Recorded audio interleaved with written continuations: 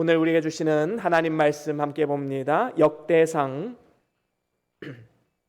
28장입니다. 9절에서 10절까지 말씀. 역대상 28장 9절에서 10절까지 말씀을 우리 다 같이 한 목소리로 함께 합독하시겠습니다. 시작. 내 아들 솔로몬아, 너는 내 아버지의 하나님을 알고 온전한 마음과 기쁜 뜻으로 섬길지어다.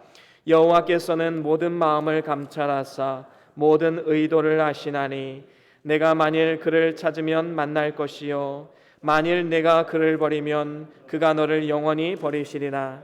그런즉 이제 너는 삼갈지어다. 여호와께서 너를 택하여 성전의 건물을 건축하게 하셨으니 힘써 행할지니라 하니라. 아멘. 아멘.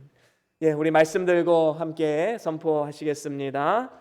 시작. 주의 말씀은 내 발의 등이요 내 길의 빛이 되십니다. 주여 말씀하옵소서. 주의 종이 듣겠나이다. 아멘. 아멘. 예.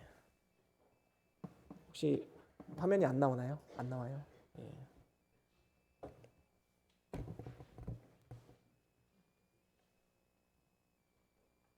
네. 오늘은 역대상 28장 9절에서 10절 말씀으로 신앙의 유산이란 제목으로 함께 말씀을 나눠보길 원합니다. 오늘은 설날이지요. 설날이 되면 사람들은 다 고향을 찾아서 가고 또 부모님도 만나 뵙고 또 믿지 않는 사람들은 제사를 지내기도 합니다. 그런데 사람들이 이 제사를 지내는 이유가 무엇일까요? 정말 부모를 공경하기 위해서 제사를 지내는 것일까요? 아니면 나 복받자고 하는 것일까요? 아마 대부분은 부모 공경의 마음보다는 조상님이 나에게 큰 복을 내려주시기를 바라는 마음으로 제사를 지내지 않을까 생각해 보게 됩니다. 하지만 이것은 분명히 잘못된 것이지요. 우리는 분명히 알고 있습니다. 만복의 근원 되시는 분은 오직 여호와 하나님 한 분뿐임을 우리는 분명히 알고 있습니다. 이미 돌아가신 분들을 위해서 복을 빌며 음식을 갖다 바치면 그분이 오셔서 그 음식을 드시겠습니까? 만약에 그게 사실이라면 우리는 정성껏 음식을 준비해서 대접해야 마땅하겠지요. 하지만 그렇지 않습니다. 사실은 믿지 않는 조상이라 할지라도 자손들을 향한 유일한 소원이 있을 거예요. 그것은 바로 내 자손들은 예수 믿고 좋은 천국에 갔으면 좋겠다. 그런 생각 하지 않으시겠습니까? 이것이 바로 예수님께서 말씀하신 부자와 거지 나사로의 비유가 아닐까 생각해 보게 됩니다. 세상에서 부족한 것이 없이 살다가 죽음을 맞이한 이 부자가 물 한 방울의 자비도 없는 이 지옥에서 유일한 소원이 무엇이었습니까? 저 거지 나사로, 내가 그렇게 핍박하고 박해하고 무시했던 그 나사로가 천국에 있는 모습을 보면서 그 나사로를 제발 좀 내 형제들에게 보내줘서 천국이 있음을 좀 증언하게 해달라 그렇게 부탁을 했지만 그마저도 거절당했습니다. 이처럼 믿지 않고 돌아가신 분들에게도 내 자손만큼은 좀 예수 믿고 천국 갔으면 좋겠다 그런 마음 다 가지고 있는 것입니다. 그런 의미에서 볼 때 우리가 이 믿음의 유산을 우리 자녀들에게 그리고 우리 다음 세대에게 전수한다는 것은 너무나도 중요한 일이고 가치 있는 일임을 우리는 분명히 기억해야 됩니다. 또한 대대로 신앙을 이어나가는 믿음의 명문 가문을 만드는 것, 이것이 우리의 소원이 되어야 될 줄로 믿습니다. 이러한 관점에서 오늘 본문 말씀을 우리가 함께 살펴보길 원합니다. 오늘 말씀은 이 다윗이 임종을 앞에 두고 그 아들 솔로몬, 왕위의 계승자이지요, 그 솔로몬에게 마지막 유훈을 주는 그런 장면입니다. 유훈이라는 것은 무엇입니까? 맨 마지막에 죽기 직전에 자신의 경험과 삶의 지혜를 다 해서 자녀에게 교훈을 주는 것을 말합니다. 그래서 오늘 말씀에는 일평생을 살아온 하나님의 마음에 합해서 살아온 이 다윗이 자신의 삶의 간증 그리고 자신의 삶의 경험, 지혜를 다해서 솔로몬에게 가르치는 것입니다. 그래서 중요한 것이지요. 우리는 이번 설 명절을 통해서 우리 믿음의 선조들이 남긴 그 고귀한 신앙의 유산을 다시 한번 마음에 새기고 우리도 그 길을 따라서 순종하는 삶을 살겠노라고 결단하는 시간이 되어야 될 줄로 믿습니다. 그렇다면 우리가 계승해야 할 그 신앙의 유산, 선조들이 우리에게 남겨준 그 신앙의 유산이 무엇이겠습니까? 오늘 말씀을 통해서 4가지로 함께 살펴보길 원합니다. 우리가 계승해야 할 신앙의 유산, 첫 번째는 우리가 하나님을 아는 것입니다. 오늘 본문 말씀에 보면 다윗은 내 아버지의 하나님을 알라라고 말하고 있습니다. 이 말은 무슨 말입니까? 일평생 다윗이 경험하고 다윗이 바라보았던 그 하나님을 너도 알아야 된다라고 말씀하고 있는 것입니다. 여기서 안다라는 말은 히브리 원어로 야다, 다시 말하면 지식적으로 아는 것이 아니라 경험적으로 아는 것을 말합니다. 마치 이 부부가 결혼을 해서 일심동체로 함께 살아가면서 서로를 안아가는 것처럼 하나님을 경험하는 삶, 하나님과 동행하는 삶, 하나님과 동거하는 삶을 통해서 하나님을 알아가는 것을 말합니다. 그렇습니다. 다윗은 하나님을 지식적으로 알지 않았어요. 하나님을 언제나 경험적으로 알았습니다. 오늘 우리도 역시 내가 먼저 하나님을 알고 우리의 자녀들과 또 우리가 가르치는 우리의 다음 세대에게 이 하나님의 은혜를 가르쳐야 될 줄로 믿습니다. 다윗은 이러한 경험과 체험적인 신앙이 있었기 때문에 어려운 상황 가운데서도 여호와는 나의 목자시오 하면서 하나님을 바라보면서 그 어려움들을 이겨낼 수 있었던 것입니다. 그렇습니다. 다윗은 놀라운 하나님을 경험했어요. 모든 것을 알고 계시는 전지전능하신 분, 바로 그 하나님을 경험했지요. 다윗은 미천한 목동이었습니다. 형제들 가운데서도 맨 막내였어요. 누구도 주목하지 않는 그러한 사람이었습니다. 그런데 이러한 다윗을 하나님이 주목해 보시고 그를 선택하셔서 왕으로 삼으시고 기름 부으시고 은혜를 베풀어 주셨습니다. 얼마나 큰 은혜입니까? 나같이 부족하고 연약한 이 보잘것없는 목동인 나를 하나님이 아시는구나. 하나님이 지켜보시는구나. 일평생의 힘이 되었을 것입니다. 다윗은 또한 용서의 하나님도 경험했어요. 그는 일평생 씻을 수 없는 큰 죄를 하나님 앞에 짓게 되었지요. 하지만 하나님은 그를 용서하십니다. 노하기를 더디하십니다. 이러한 하나님을 경험했기 때문에 하나님 앞에 감사와 찬송을 올려드리지 않을 수가 없는 것이지요. 그래서 다윗은 자신이 경험한 그 하나님을 아들 다윗도 경험하기를 원했던 것입니다. 여러분은 어떤 하나님을 경험하고 살아가십니까? 아마도 다윗과 같이 긍정적인 면에서 하나님을 경험해서 기도에 응답받은 간증, 어려움 가운데 믿음으로 나아갔을 때 도우시는 하나님을 경험했던 간증, 그리고 또한 용서하기 힘든 사람을 용서했더니 하나님께서 마음의 평안과 기쁨을 주셨던 간증, 이러한 간증과 이야기들이 넘쳐나는 분들이 있는가 하면 반면에 또 이런 분들도 있을 것입니다. 부정적인 하나님, 하나님은 나를 치시는 하나님, 주일 성수하지 않았다고 나에게 고통을 주시는 하나님, 11조 안 했다고 사기로 돈 날려버리게 하신 하나님, 하나님 말씀 안 듣고 성질 내다가 잘못된 이야기, 이러한 것들로 넘쳐나는 사람들이 있지요. 저는 여러분들이 언제나 좋으신 하나님을 경험하기를 원합니다.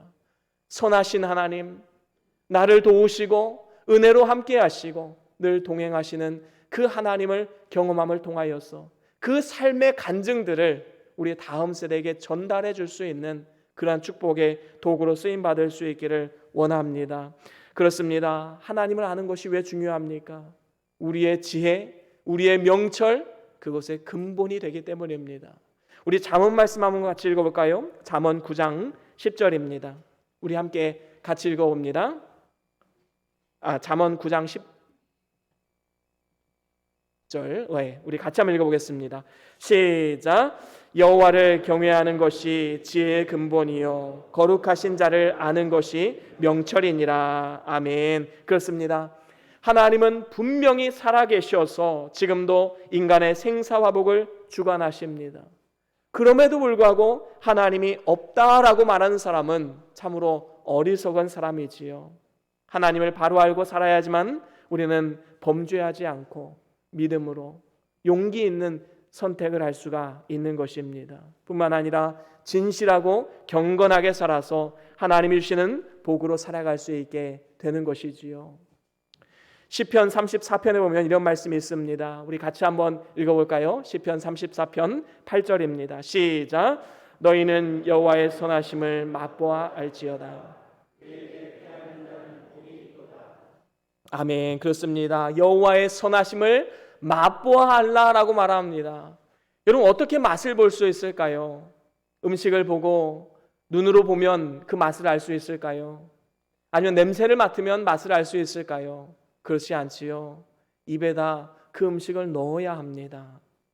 바로 하나님을 경험하는 삶, 단순한 지식이 아니라 하나님을 경험하는 그 알므로 나아갈 때에 우리는 진정으로 하나님을 맛보아 알 수가 있는 것입니다. 하나님의 능력을 경험할 수 있게 되는 것이지요. 저와 여러분들이 하나님을 바로 알고 그 하나님을 아는 신앙을 자녀들과 또 우리 교회 다음 세대에게 전해줌을 통하여서 하나님이 기뻐하시는 믿음의 가정, 하나님이 기뻐하시는 믿음의 교회로 아름답게 세워갈 수 있기를 주의 이름으로 간절히 축원합니다. 그런가 하면 두 번째로는 하나님을 섬기라라는 유훈입니다.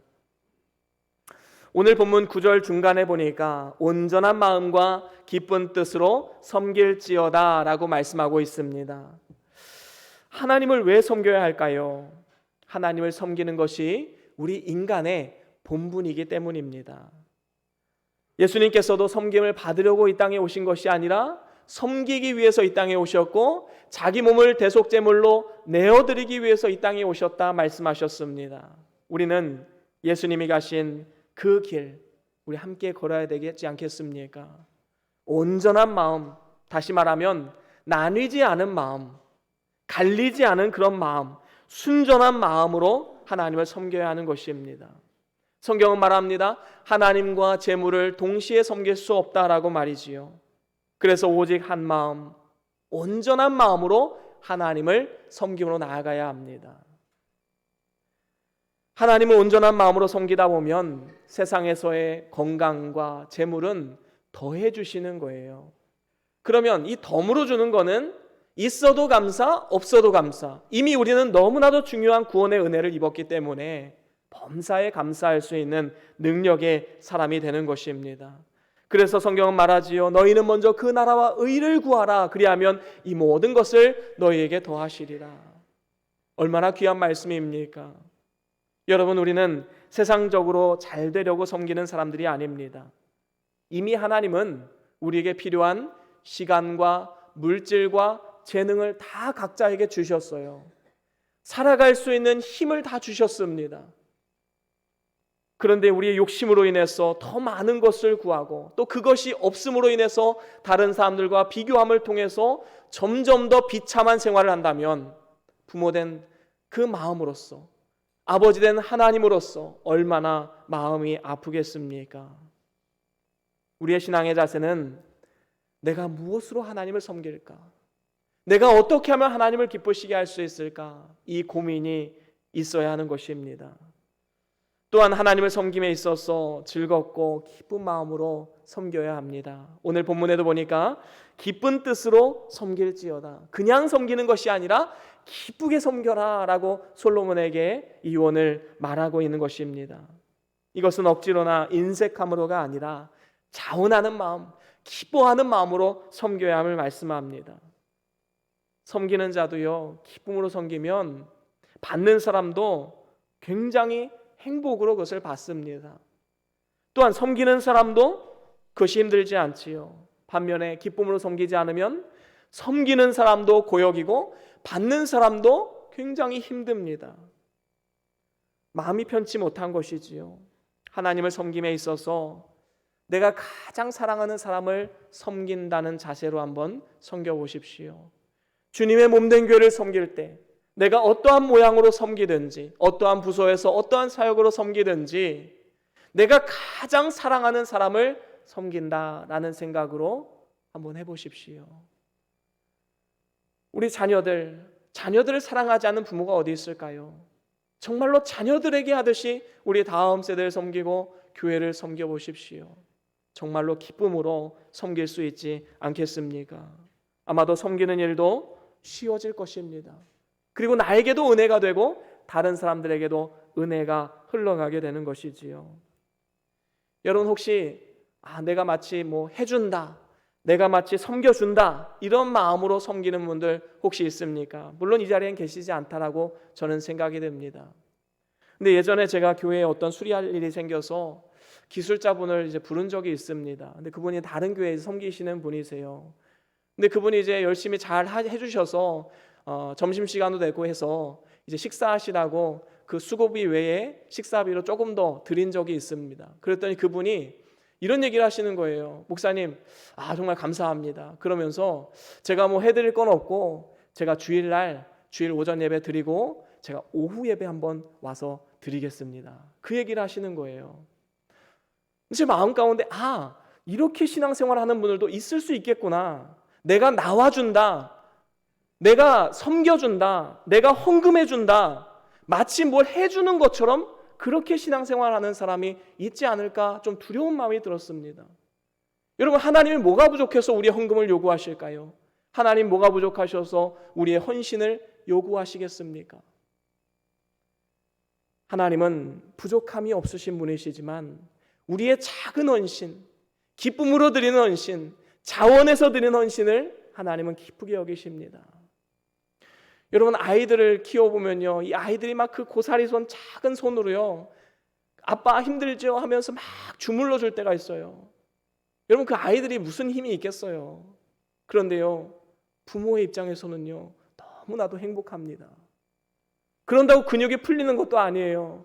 근데 그 아이의 손길이요, 너무나도 사랑의 손길로 느껴지고 너무나도 기쁨과 감사가 느껴집니다. 하나님은 부족함이 없으세요. 하지만 우리의 작은 섬김을 하나님은 또한 기쁘게 여기십니다. 자원하는 마음으로, 기쁜 마음으로 섬김을 감당하십시오. 하나님은 그것을 기쁘게 받아주실 줄로 믿습니다. 그런가 하면 세 번째로는 하나님을 찾으라라는 것입니다. 오늘 본문 9절 하반절에 보니까 여호와께서는 모든 마음을 감찰하사 모든 의도를 아시나니 내가 만일 그를 찾으면 만날 것이요 만일 내가 그를 버리면 그가 너를 영원히 버리시리라 말씀하고 있습니다. 여러분, 사람은요 누구나 인생에서 사나운 풍랑과 또 어려운 일을 만날 때가 분명히 있습니다. 그럴 때마다 부모의 심정은요 어떻습니까? 할 수만 있으면 이 풍랑을 다 막아주고 이 풍랑 가운데 건져주기를 원하는 마음이 다 누구에게나 있을 것입니다. 하지만 어려움 만날 때에 사실은 그 문제를 해결해 주는 것보다 그 문제를 해결할 수 있는 지혜, 조언, 도움을 주는 것이 훨씬 더 효과적이다라는 것입니다. 그것이 더 현명한 부모일 것입니다. 여러분, 그 방법이 무엇일까요? 하나님을 찾게 하는 겁니다. 그렇습니다. 우리 자녀들의 문제를 해결해 주기보다는 하나님을 찾으라고 우리는 가르쳐야 합니다. 다윗은 오늘 말씀에 이 솔로몬의 앞길을 위해서 모든 대적들을 다 제거해 주고 물론 그런 것도 하긴 했습니다. 하지만 중요한 것은 너 스스로가 하나님을 찾아야 된다. 하나님을 바라보고 의지함으로 지혜를 얻어라. 바로 그 말씀을 전해주고 있는 것입니다. 그렇습니다. 우리는 어려움을 만나면 하나님의 이름 앞에 나아가야 됩니다. 자녀들은요 어려움이 닥쳐올 때 우리 부모님이 어떻게 그 문제를 해결하시는가 다 보고 있습니다. 그것을 보면서 자라나지요. 저도 어린 시절 어떤 어려움이 생기고 가정에 문제가 생겼을 때 언제나 부모님은 기도의 자리로 나아가셨어요. 어떤 날은 밤새 강단에서 기도하실 때도 있습니다. 어려서부터 이런 것을 보고 자랐으니까 제 마음 가운데 얼마나 큰 버팀목이 되겠습니까? 하나님의 능력이 임하지 않을 수가 없는 것이지요. 여러분, 진정으로 우리의 자녀들에게, 우리 다음 세대에게 선한 영향력을 끼치길 원한다면 삶으로 보여주십시오.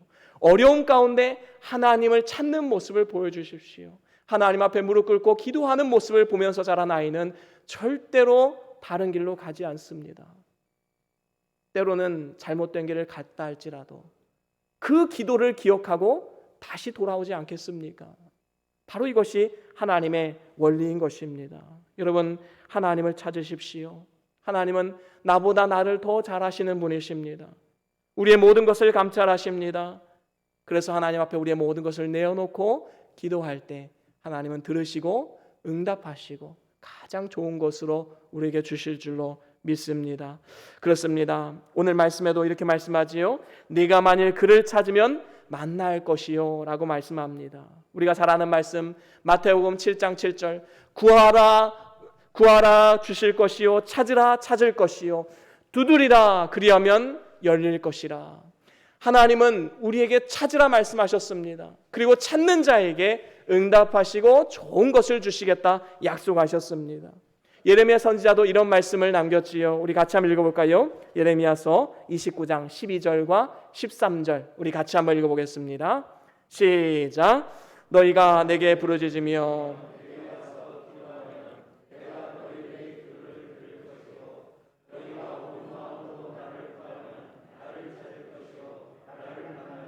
아멘. 그렇습니다. 너희가 내게 부르짖으며 내게 와서 기도하면 내가 너를 만나주겠다 약속하셨습니다. 여러분, 얼마나 좋으신 하나님입니까? 그런데 우리가 하나님 앞에 나아가지 않으면 얼마나 큰 손해입니까? 아침에 일찍 일어나서 하나님 앞에 나와 새벽에 예배를 드리고 또 우리가 요즘 계속하는 거 있지요? 공동체 성경 읽기. 계속해서 이 성경 읽기를 해나가면서 하나님의 뜻을 구하고 하나님을 찾는 삶. 하나님이 어떻게 그 하루하루를 복을 주지 않을 수가 있겠습니까? 특별히 하나님을 찾을 때에 이사야 선지자가 말한 대로 여호와를 만날 만할 때에 찾고 가까이 계실 때 부르짖어야 한다고 말씀하고 있습니다. 그때는 어려움을 당할 때이지요. 그래서요, 삶 가운데 질병이 찾아오고 사업에 어려움이 생기고 직장에서 문제가 터지고 자녀들에게 문제가 터지고 이런 때에 우리는 더욱더 주님을 찾아야 됩니다. 하나님 앞에 나아가야 합니다. 여러분, 저도 경험해 봐서 알지만 정말로 말할 수 없는 고통이 찾아오면요, 기도하는 것조차 힘이 없습니다. 기도하러 나아가는 것조차 힘든 상황이 있을 수가 있어요. 그런데 우리는 기어서라도 나가야 됩니다. 그 힘든 마음 작은 시금소리도 하나님은 들으시고 응답하신다 약속하셨습니다. 기를 쓰고 나아가야 되는 것이지요. 히스기야 왕은 하나님을 찾고 부르짖음으로 인해서 하나님을 만나서 아수르 군대를 물리쳤습니다. 그리고 그 질병에서 구원을 받아서 15년 삶이 연장되었지요. 아사 왕도 하나님을 찾는 왕이었습니다. 하루는 선지자 아사랴가 아사 왕에게 이렇게 말합니다. 여호와를 찾으십시오. 그러면 당신을 만나 주실 것입니다. 그런데 당신이 만약에 여호와를 버리면 여호와도 당신을 버릴 것입니다. 이 말을 들으니까 아사 왕이 정신이 번쩍 듭니다. 그리고 역대하 15장에 이렇게 말씀합니다. 우리 같이 한번 읽어볼까요? 역대하 15장 8절 말씀 함께 같이 읽어봅니다. 시작. 아사가 이 말 곧 선지자 오뎃의 예언을 듣고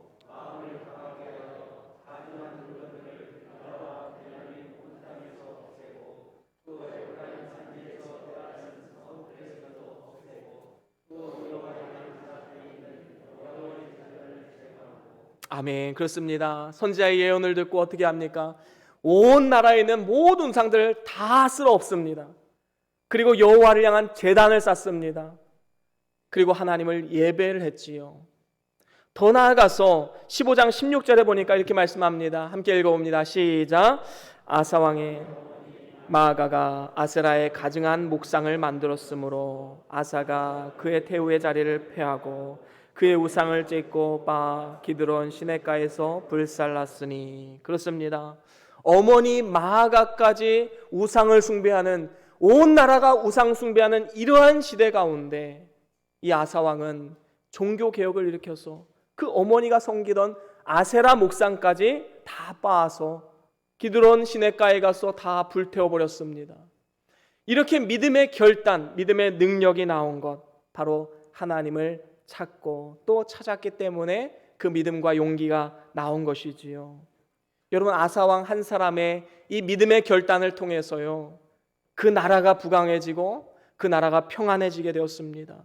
전쟁이 그치게 되었습니다. 여러분, 한 사람이 하나님을 찾음으로 인해서 그 가정이 변화되고 교회가 변화되고 나라 민족이 변화되는 역사들 우리가 얼마나 많이 볼 수 있습니까? 여러분, 가정에서요, 정말로 하나님을 찾고 기도하는 한 사람이 있다면 그분을 존귀하게 여기십시오. 너무나도 귀한 사람입니다. 교회에서도요, 정말로 기도하는 분들 정말로 존귀하게 대우하십시오. 하나님께서 그들을 통해서 역사하시고 우리의 삶과 가정과 교회에 복을 내려주시는 줄로 믿습니다. 다윗은 어려울 때뿐만 아니라 즐거운 일 있을 때에도 늘 하나님을 찾았습니다. 그리고 하나님의 은혜와 그의 무궁한 능력을 찬송하는 삶을 살아갔지요. 이러한 다윗을 하나님은 기뻐하시고 언제나 응답해 주신 것입니다. 이러한 다윗의 자세가 있었기 때문에 그는 담대하게 아들에게 말할 수 있었던 것이지요. 하나님을 찾으라 라고 말이지요. 하나님을 찾아서 손해본 일이 없었기 때문에 담대하게 말할 수가 있었던 것입니다. 하지만 하나님을 떠나면 그때부터 어떻게 됩니까? 문제가 생기고 손해보는 일이 많이 생기게 됩니다. 그래서 하나님을 버리면 너를 영원히 버리시리라 오늘 말씀에 말씀하고 있는 것입니다. 여러분, 세상의 모든 것을 다 가졌다 할지라도 하나님께 버림받은 자라면 얼마나 불행한 인생입니까? 사울 왕은 하나님의 손에 붙들려서 이제 왕으로 등극한 사람이었습니다. 얼마나 큰 은혜를 입었습니까? 그런데 사울 왕은 그 은혜를 잊어버리고 자기 마음대로 왕권을 행사했습니다. 결국에는 하나님께 버림받아서 길보아 전투에서 블레셋 군대에 패하고 비참한 최후를 맞이하지 않았습니까? 하나님을 찾고 구하는 성도들이 되십시오. 하나님을 찾을 때 하나님의 도우시는 능력을 경험할 수 있게 되는 것입니다. 또한 하나님의 사랑을 받을 수 있습니다.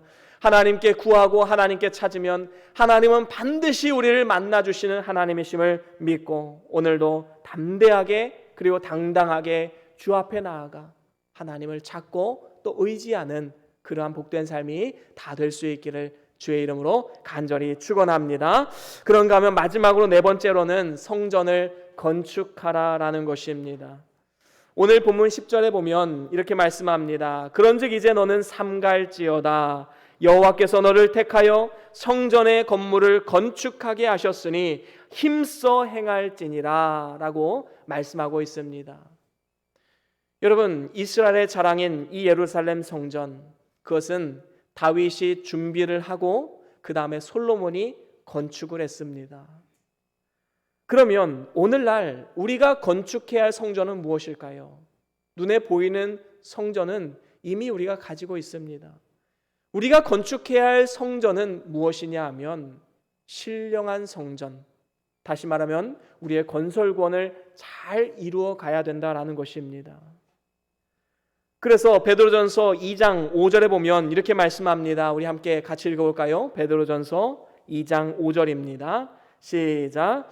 너희도 산돌같이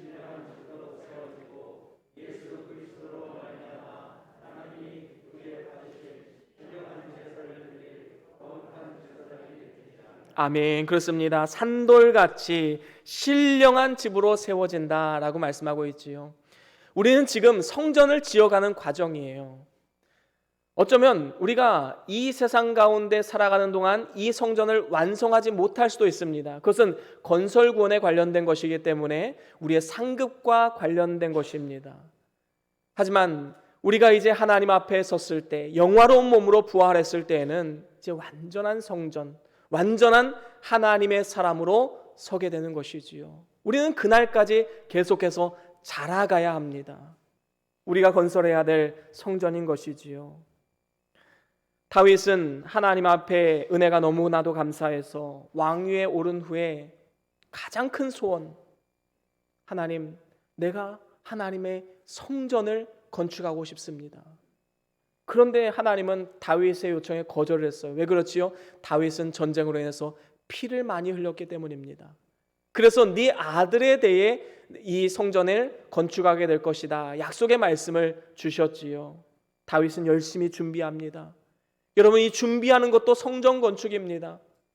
성전은 솔로몬이 완성했지만 다윗이 열심을 다해 준비하고 토대를 마련했기 때문에 지을 수 있었던 것이지요.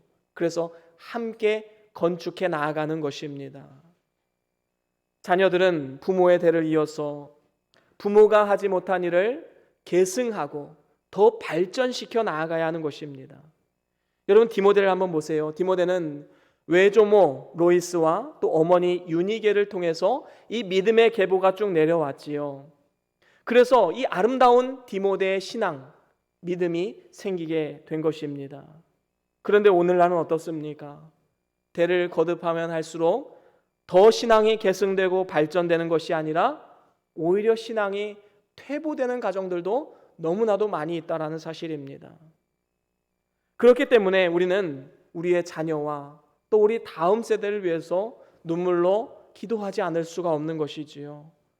또한 우리 자녀들은 주님 다시 오시는 그날까지 선조들이 세워온 그 믿음의 유산을 잘 물려받아서 그것을 계승하고 발전시켜 나아가야 하는 것입니다. 진리를 세워나가야 되는 것이지요. 이것은 우리의 지식에서 나온 것이 아니라 하나님의 명령입니다. 오늘 말씀에도 보면 하나님께서 다윗을 대신해서 솔로몬이 성전을 건축하게 될 것이다 라고 명하셨습니다. 그리고 솔로몬은 온 마음과 정성과 뜻을 다해서 자신의 궁전보다 먼저 하나님의 전을 완성했습니다. 하나님께 큰 영광을 돌렸지요. 1,000번제를 통해서 하나님께 큰 영광을 돌리고 하나님으로부터 지혜를 받게 되었습니다. 이를 통해서 나라를 다스릴 수 있는 지혜와 능력을 얻고 또 온 나라 가운데서도 평안하게 나라를 세워갈 수 있었던 것입니다. 이처럼 우리들도 보이지 않는 성전을 열심히 지어나가다 보면 하나님께서 우리와 함께 하시고 하나님을 나타내는 그러한 삶이 될 뿐만 아니라 천국에서도 상급을 받게 되는 것입니다. 그렇기 때문에 내가 먼저 성전을 지어나가고 또 자녀들에게도 이 성전을 함께 짓게 해서 이 신앙의 계보가 끊이지 않는 그러한 믿음의 아름다운 가정 우리는 세워가야 될 줄로 믿습니다.